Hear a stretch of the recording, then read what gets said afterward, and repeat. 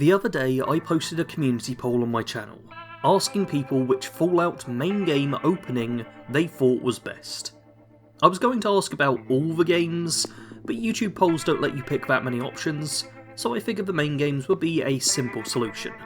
After all, the data itself wasn't all that important. All I wanted was to plug the latest episode of the Pitcast 3000, a Fallout and gaming news podcast that Kato Genesis has on his channel.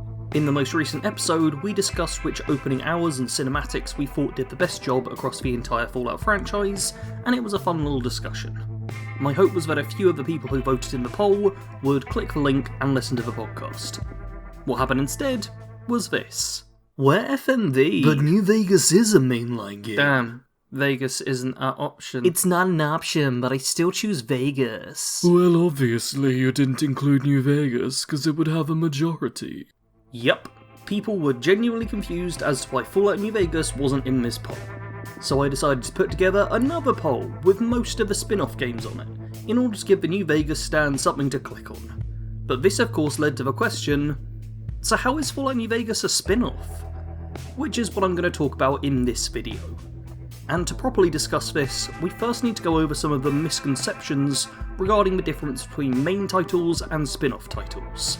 The biggest misconception I see is succinctly shown here by Daniel, who says, Fallout New Vegas isn't a spin-off, it's the best game.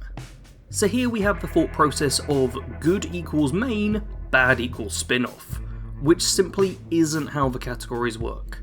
Because talking about which Fallout games are good or bad could get me in some real hot water on the internet, why don't we instead look at a series where such things would never cause drama? Star Wars. The mainline Star Wars movies are episodes 1 through 9, and they are of varying quality, and have received vastly different receptions. However, they are the main movies, as is neatly displayed in their titles, having a number at the end to show their placement in the story chronologically. Star Wars also has spin-off movies such as Solo, Rogue One, and the Star Wars Holiday Special. These also got quite a mix of reviews, and all but the last of those rank somewhere in the middle of the mainline movies.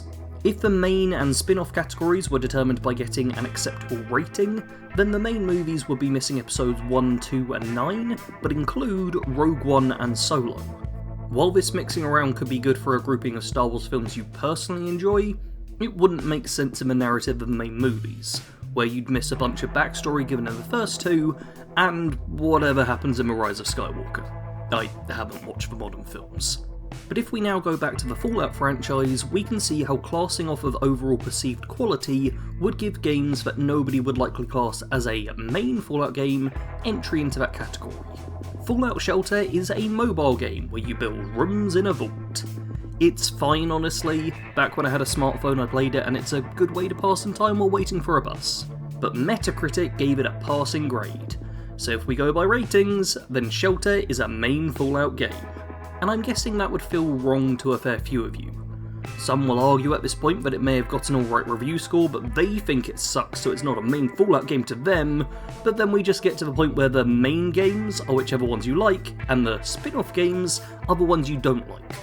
Problem here is that different people like different things, so this wouldn't create helpful categories, as it would be different for everyone. You're allowed to have Fallout games you like and don't like, but that doesn't change whether they're a main game or a spin-off title. That's the main misconception out of the way. The grouping of main and spin-off has nothing to do with the quality.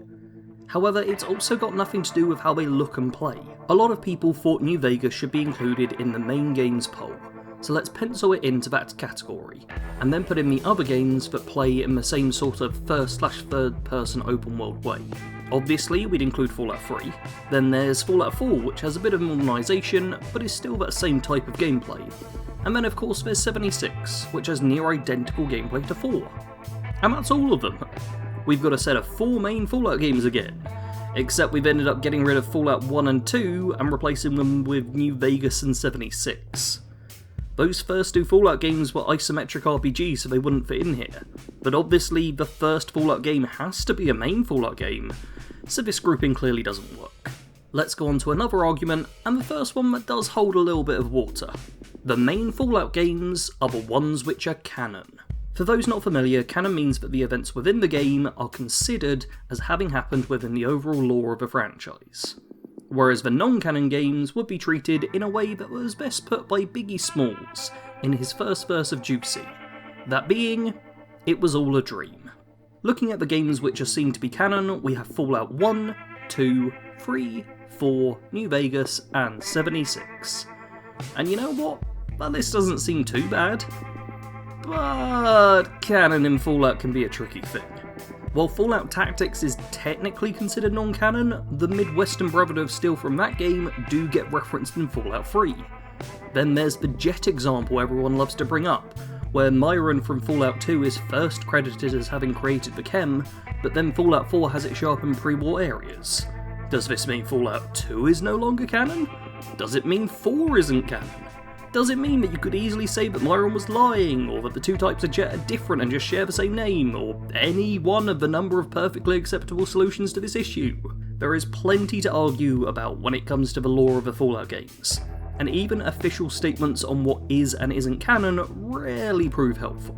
So while canon equals main would ideally be an easy way to look at things, it leads to a problem where games go into and out of the list, and a lot of them aren't clearly in one way or the other. The main games and spin-off games aren't something we can group for ourselves. Instead, it's grouped by those who own the franchise.